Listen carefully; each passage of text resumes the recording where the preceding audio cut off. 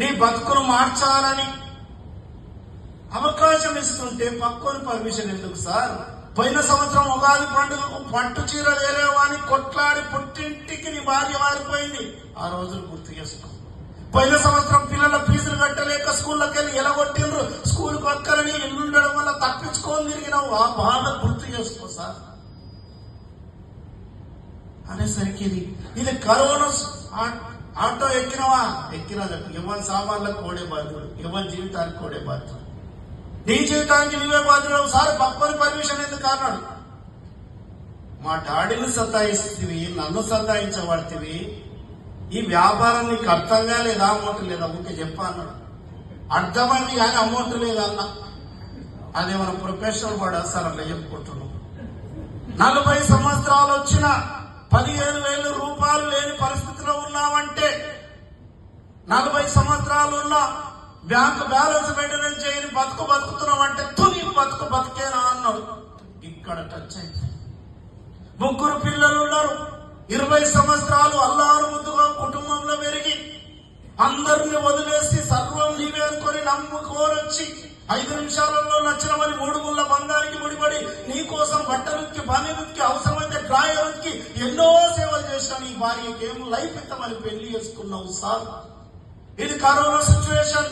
ఏమైనా జరగరాంది జరిగితే హాస్పిటల్లో పడితే నీ ఫ్యామిలీని ఏమో కాపాడుకునే దమ్ము నీ దగ్గర లేనప్పుడు ఎందుకు ఈ బిల్డప్లు? సంపాదించే ఛాయిస్ వచ్చినప్పుడు సంపాదిస్తే తప్పేందన్నా. చిన్న పిల్లగాడైనా బుద్ధి వచ్చేటట్లు చెప్పాడని నచ్చజెప్పి పంపించాను. నైట్ నిద్ర లేసాను.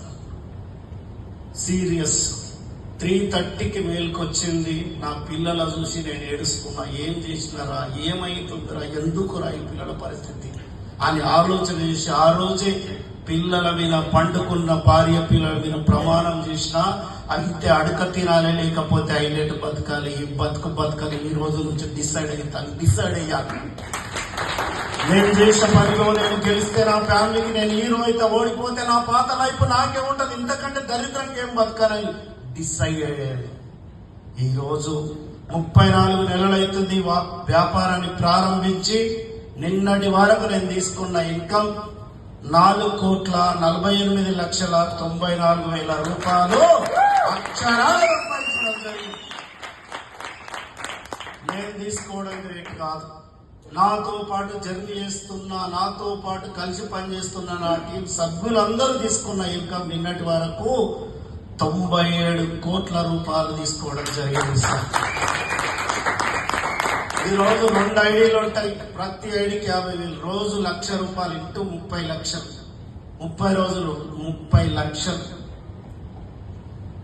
ఇట్లా చెప్తే ఎవరు నమ్మరు. చాలా మంది శాస్త్రవేత్తలు ఉంటారని నాకు ముందే తెలిసి బ్యాంక్ స్టేట్మెంట్ పెట్టుకొని తిరుగుతున్నా. శాతనైతే మగోడమైతే నీ భార్య బిడ్డలకు మంచి భవిష్యత్తు ఇవ్వాలనుకుంటే ఒళ్ళోంచి పని చేయి, హెల్ప్ చేయడానికి నేను రెడీ అని చెప్తున్నా. రెడీగా 6 నెలలు యుద్ధం చేసిన నా లైఫ్ కోసం.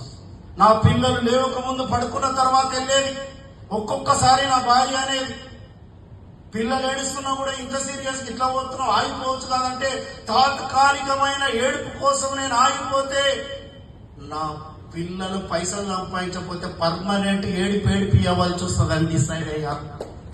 ఈ రోజు ₹1,00,000 వస్తున్నాయి కదా, ఇంట్లోనే ఉండొచ్చు కదా అంటే ఆ రోజు రూమ్ రెంట్ కూడా పైసలు కట్టలేని పరిస్థితుల్లో ఎంత బాధపడ్డామో తెలుసు. 15,000 రూపాయల కోసం పండి పొల్రాడి ఏడ్చిన రోజులు ఉన్నాయి. నేను పడ్డ బాధ నా అనుకునే వాళ్ళు ఎవరు పడకూడదని కసితోటి పనిచేసి గెలిపిస్తున్నాను. 17,000 ఈ రోజు నా పాప బర్త్డే హాస్టల్లో ఉంది.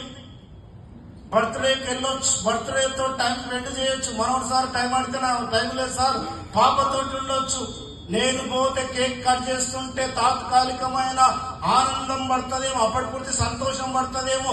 నా సబ్జెక్ట్ వింటే కొన్ని వేల కుటుంబాల పిల్లల ఏడుపులు ఆగిపోతాయేమో సార్.